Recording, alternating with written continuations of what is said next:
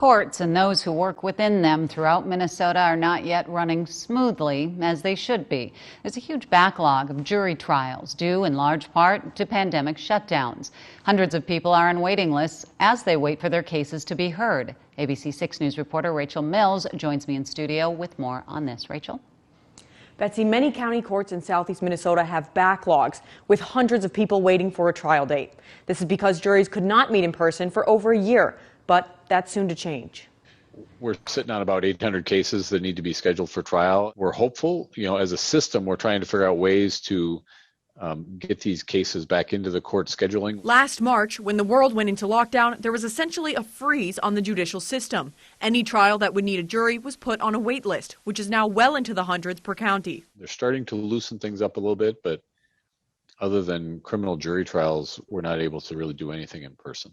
The Supreme Court decided earlier this week to begin letting certain cases go before a jury in person, but things are expected to open back up overall in early May. So where are all those people waiting for their trial date? Well, not all of them are waiting in jail. And when COVID hit, they took a real aggressive stance on that with courts and everything and just said, all right, you're charged with this, we're going to let you go, but when we open back up, you got to come back to court, you're going to have a hearing, and you got to answer for this stuff.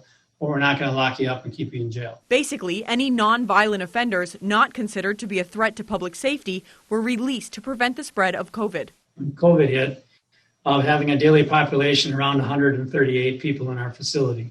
The last two Wednesdays, we've been at 66, so we're less than half full of what we were this time last year. So the whole system was frozen until now. The other side of it is the people that have been let out maybe don't start showing up to court, which begets warrants.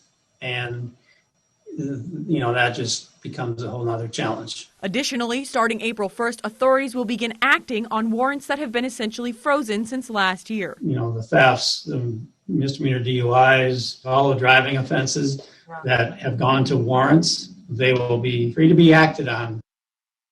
The district attorneys for both Mower and Freeborn County say they've also seen delayed trials, with Mower being hundreds of cases behind, meaning hundreds of victims are waiting for justice. Betsy?